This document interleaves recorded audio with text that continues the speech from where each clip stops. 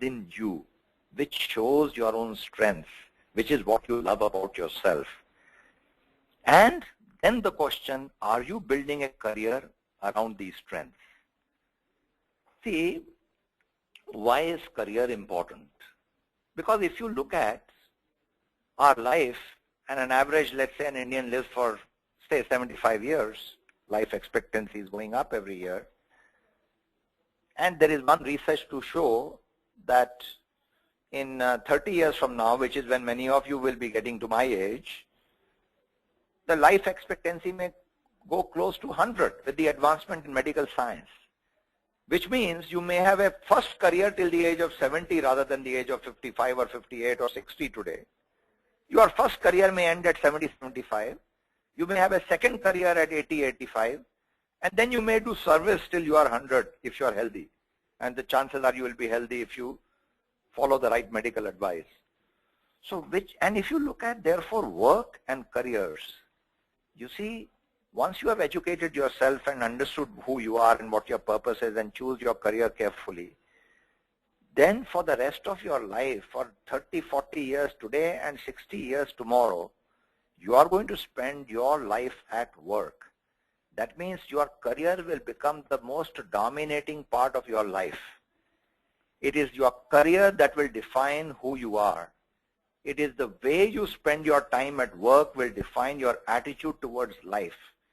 And that will determine the kind of happiness of families. And that will define the culture of our communities and our country.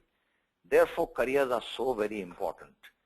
You see, because if we return home after spending 8, 10 hours at work, feeling really happy about what we did, enjoying the people we work with, and taking pride in what we did, then we will go back with a feeling of happiness. And when we return home like that, it won't be that it is thank God it's a Friday, but it is more like thank God it's a Monday because I'm going back to my colleagues with whom I love to work.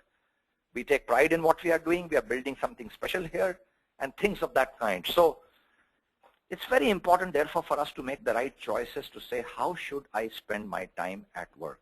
First of all, what kind of organization should I be in? Is it an organization that really encourages me to think holistically, which makes me take more responsibility? Or is it an organization that is really making me compromise with who I am, or it makes me compromise with my spiritual, ethical, and human values? So it's very important before you do career planning for you to do life planning, to say, what do I deeply care about? Who are the people in my life that I care about? What are their needs that I would like to serve? For people like Gandhi, the whole of India mattered. Their need for freedom and independence mattered. For people like Einstein, it was important for them to ask fundamental questions about nature itself. For some others like Ela Bhatt of Seva in Gujarat, the women empowerment issue was important. For somebody like a Dr. Kurian, the lot of the milkman and the dairy industry was important, and the rural India was important.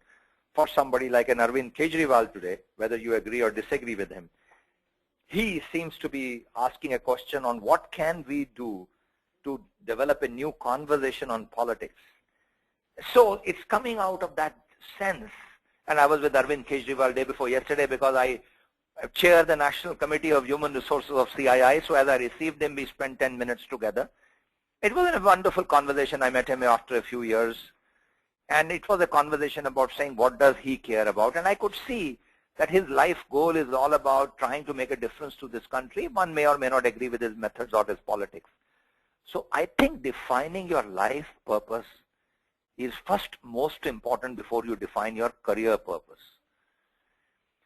See, in order for us to ask this question, therefore, we cannot just use our binary thinking of go, no go, which we are taught to do many times in the world of IT, which is using our analytical mind to look at things holistically.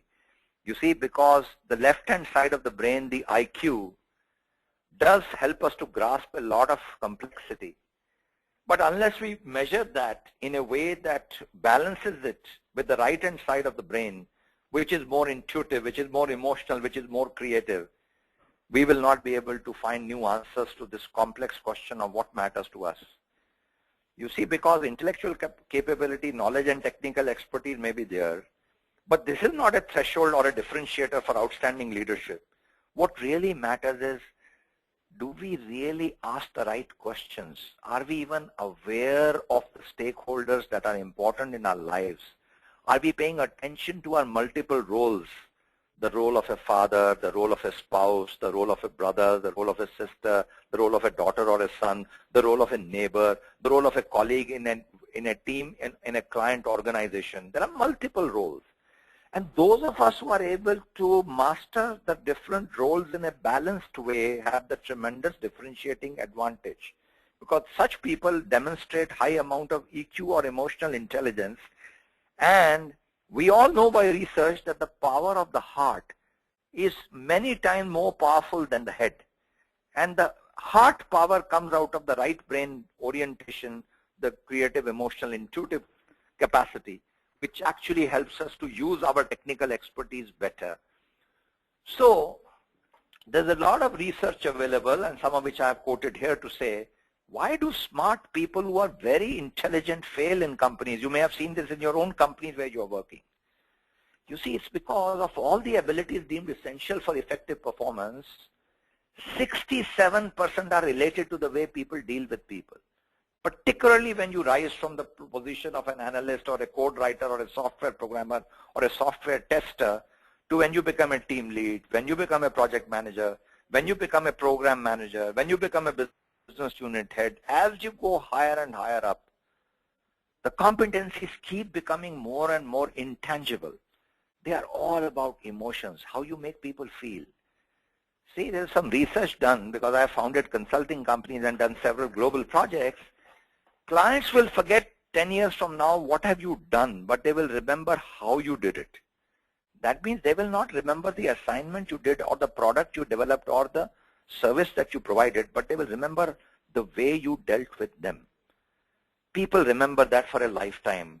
They remember whether what working with you was a joyful experience or working with you was a painful experience. My teacher Swami Chinmayananda would say, some people, wherever they go, they spread happiness. These are called, what Swamiji said, cultured people. They have high EQ. On the other hand, there are some people who, when they enter our room and go, we say, oh my God, I am not feeling good about myself. This person always keeps on cribbing and moaning about things. If nothing else, he begins to moan about the traffic, or about the weather, or about the boss, or about the servant at home, or about politics in India. That means such people, whenever they go away from our room or our space, we feel happy. So some people, wherever they go, they spread happiness, and some people, whenever they go. So you must be smiling as I say that, and I'm quoting my guru for that. So there's also research by Boyatzis from Case Western Reserve University, who, by the way, offers, if you note down this name and do a Google and go to the free courses in Coursera, you will find a wonderful course on emotional intelligence given by Professor Boyatzis of Case Western Reserve University, and you can take that. It's a wonderful course, because it says of all the competencies that distinguish outstanding managers versus mediocre managers, 81% are related to emotional intelligence. So the good news, however, is something which you need not worry about if you don't have enough, that emotional intelligence is not what you are born with. You can change and develop it at any stage in your life. And this is what developing a good career beyond what you are doing today is about. You see, it has 4 parts. One is higher self-awareness.